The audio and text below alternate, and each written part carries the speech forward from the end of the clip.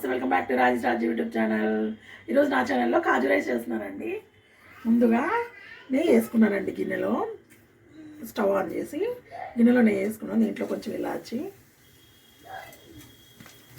కొంచెం జీలకర్ర కొంచెం ఎక్కువ వేసుకుంటే బాగుంటుందండి. కొత్తిమీర, కరివేపాకు అండ్ పొడవుగా చీల్చుకున్న పచ్చిమిరపకాయలు ఇవన్నీ బాగా ఫ్రై చేసుకోవాలి.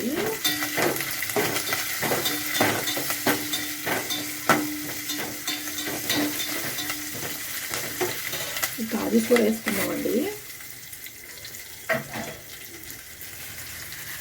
కాజు రైస్ కదండి, కొంచెం కాజు ఎక్కువ వేసుకోవాలండి. అది బాగా ఫ్రై అవ్వాలి. ఈజీ అండి, సింపుల్ రెమెడీ ఇది. ఎక్కువ ఏమి ఇంగ్రీడియంట్స్ ఉండవండి, సింపుల్గా చేసుకుంటేనే టేస్ట్ బాగుంటుంది.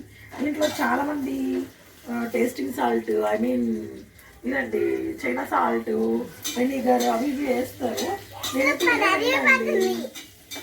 నేనైతే ఏమేనండి అంటే దీంట్లో కొంచెం సాల్ట్ వేసుకొని రైస్లో కలిపేసుకోవడం.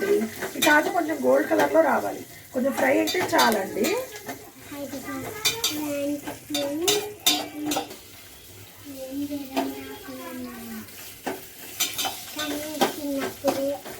మా పాప నాకు అన్ని నేర్పిస్తుందండి. పిల్ల అన్ని నేర్పిస్తుంది. ఆంటీ ఇట్లా చెప్పండి, ఆంటీ ఎట్లా చెప్పండి ఆంటీ అంటుంది. ఒకసారి హాయ్ చెప్పు, హాయ్.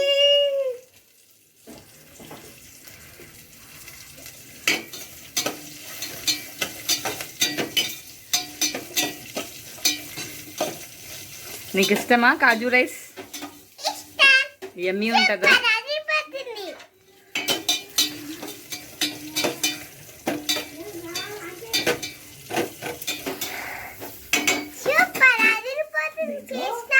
దీంట్లో కొంచెం సాల్ట్ యాడ్ చేసుకుందామండి. కొంచెం సాల్ట్ యాడ్ చేసుకుందాము. కొంచెమే స్టార్ట్ చేస్తే సాల్ట్ వేస్తే చాలా బాగుంటుంది. అట్లనే సూపర్ అదిరిపోతుంది. రైస్ వేసేసుకుందామండి.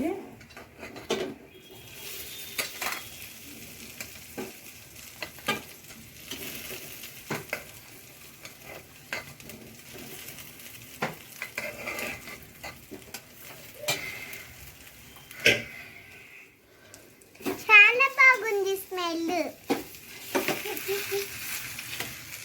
కాజు రైస్ అంటే చాలా బాగుంటుంది. ఇది ఆయిల్ వేసుకోకుండా గీ వేసుకుంటేనే టేస్ట్ బాగుంటుందండి.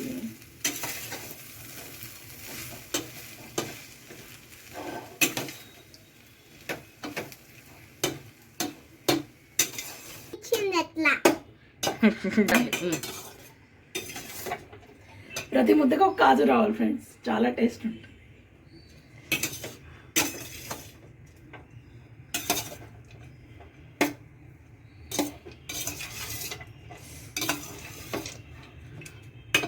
ఒక నిమిషం దానికట్లేదు.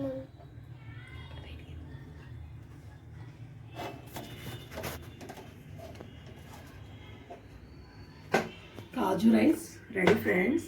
నా ఛానల్ చూస్తున్న వాళ్ళు లైక్ చేయండి, షేర్ చేయండి, సబ్స్క్రైబ్ చేయండి ఫ్రెండ్స్. Bye friends.